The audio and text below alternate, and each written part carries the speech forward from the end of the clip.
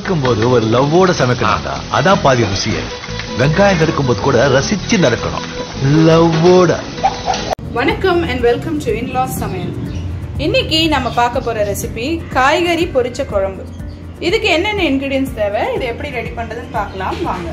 வணக்கம்ங்க. இப்போ இந்த காய்கறி பொரிச்ச குழம்புக்கு நான் ஃபஸ்ட்டு ஒரு 2 முருங்கைக்காய் எடுத்து, முருங்கைக்காய் 2, கத்திரிக்காய் 2, வாழைக்காய் 1, உருளைக்கிழங்கு 1, இது இவ்வளவும் கட் பண்ணி கழுவிட்டு கட் பண்ணி மஞ்சத்தூள், மிளகாத்தூள், உப்பு கொஞ்சம் போட்டு பெரட்டி எண்ணெயில் பொரித்து எடுத்து வச்சுருக்கிறேன். பாருங்கள், இந்த மாதிரி இந்த அளவுக்கு பொரித்து எடுத்துக்கிறேன். இது எல்லாம் பொரித்து அள்ளி வச்சுட்டு, அதுக்கப்புறம் அதுக்கு தேவையானது 2 தக்காளி, ஒரு பெரிய வெங்காயம், 5 பச்சை மிளகா, 3 பூண்டு பல் உரித்து வச்சுக்கோங்க. தாளிக்க கொஞ்சம் கருவேப்பிலை, ஒரு எலுமிச்சம்பழம் சைஸ் புளி, தேங்காய் பால் இது தண்ணி பால், இது கடைசியாக சேர்த்துக்கிற தலைப்பால். இதை எப்படி செய்யலாங்கிறத பார்க்கலாம் வாங்க. இப்போ ஒரு கடாயை ஒன்று அடுப்பில் வச்சுட்டேன். நான் எண்ணெய், இந்த காயெல்லாம் பொரிச்ச எண்ணெய் இருக்குல்ல, அந்த எண்ணெயை தான் சேர்த்துருக்குறேன். அது அதில் செஞ்சால் நல்லாயிருக்கும். அந்த எண்ணெயை ஊற்றி செஞ்சுக்கலாம் நம்ம. இப்போ ஒரு கரண்டி கடுகு உளுத்தம்பருப்பு சேர்த்துக்கிறேன். கொஞ்சம் ஒரு 1/2 ஸ்பூன் வெந்தயம், 1/2 ஸ்பூன் சோம்பு போட்டுட்டு நம்ம இந்த பூண்டு சேர்த்துக்குவோம். அதுலேயே இந்த பச்சை மிளகாயும் சேர்த்துக்குவோம். மேலே இந்த கருவேப்பிலையும் சேர்த்துக்குவோம். சேர்த்துட்டு நல்லா வதக்கி வச்சுக்குவோம்.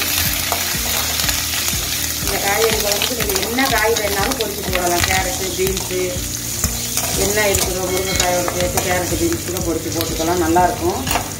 இப்போ இது ஒரு அளவுக்கு பொரிஞ்சோன்னே வெங்காயத்தை சேர்த்துருவோம். சின்ன வெங்காயம் போடுறதுனாலும் போட்டுக்கலாம், இல்லை டக்குனு செய்யணும்னா பெரிய வெங்காயம் போட்டுக்கலாம். சின்ன வெங்காயம் உரிக்க கொஞ்சம் லேட்டாகும், அதனால் பெரிய வெங்காயமே சேர்த்துக்கலாம். நீங்கள் ரெண்டையும் போட்டு நல்லா இந்த மாதிரி வதக்கி விட்டுறணும். கொஞ்சம் வதங்கும்போது உப்பு கொஞ்சம் சேர்த்துக்கிடுவோம். நான் காயில் உப்பெல்லாம் போட்டு தான் பொரிச்சிருக்கிறேன், கொஞ்சமாகவே சேர்த்துக்கலாம். 1 ஸ்பூன் உப்பு அதையும் போட்டு நல்லா வதக்கி விட்டுக்கணும்.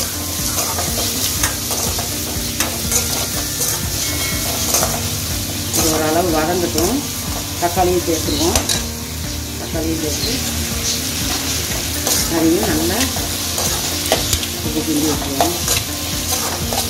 இப்போ இது எல்லாமே ஒரு 5 நிமிஷம் வதங்கட்டும். பாருங்க, இப்போ இந்த தக்காளி, வெங்காயம், பூண்டு, பச்சை மிளகாய் எல்லாம் நல்லா வதங்கிடுச்சு. இப்போ நம்ம இந்த மசாலா ஐட்டம் சேர்த்துக்குவோம். மல்லித்தூள், தனியா 1 கரண்டி, மல்லித்தூள் தனியா இல்லை தனியா. இது மிளகாத்தூள் ஒரு 1/2 ஸ்பூன், மஞ்சள் பொடி 1/2 ஸ்பூன், மிளகுத்தூள் 1/2 ஸ்பூன், ஜீரகத்தூள் 1 ஸ்பூன். எல்லாமே இந்த ஸ்பூனில். நல்ல ஹெல்த்தியான ஒரு குழம்புல. இப்போ அது மேலே நான் புளி கரைச்சல் சேர்த்துறேன். பொதுவாகவே காய்கறி சாப்பிட்றது ஹெல்த்தி தான், ஈஸியாக டைஜஷன் ஆகிடும். ஆமாம், இது எல்லாமே நல்லா. அதுவும் இந்த காய்கறி பொரிச்ச குழம்பு இவங்க நிறைய வாட்டி வச்சுருக்காங்க, ரொம்ப டேஸ்ட்டாக இருக்கும்.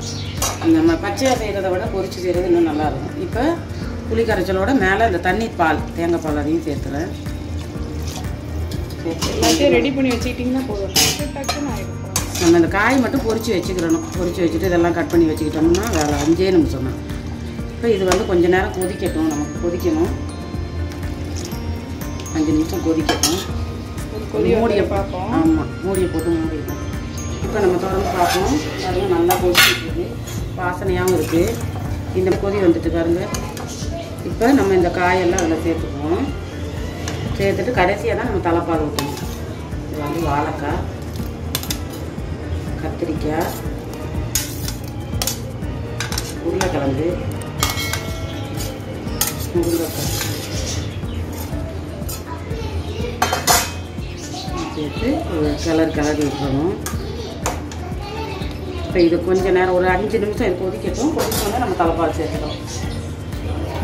நல்லா கொதிச்சுட்டு பார்க்கவே சூப்பராக இருக்குது குழம்பு. பாருங்க, இந்த காயோடு போட்டுவிட்டு எல்லாத்தையும் அள்ளி வச்சு சாப்பிட்டா அவ்வளோ டேஸ்ட்டாக இருக்கும். இப்போ நான் தலைப்பால் ஊற்றிட போகிறேன்.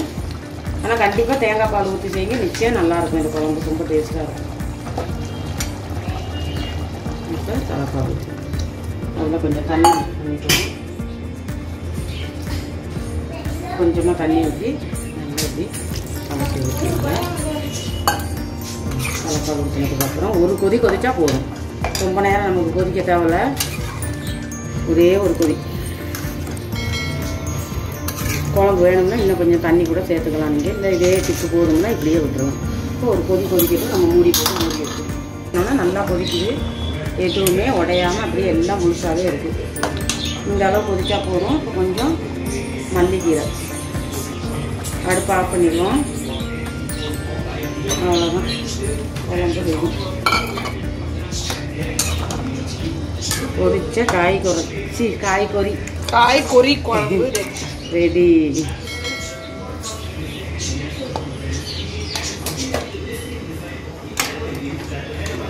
இதில் முருங்கைக்காவும் சேர்ந்தோன்னா இன்னும் டேஸ்ட்டாக இருக்கும். பொரிச்ச காய்கறி குழம்பு, நல்ல சுவையான ஒரு குழம்பு. எப்படி செய்யுதுன்னு பார்த்தீங்க.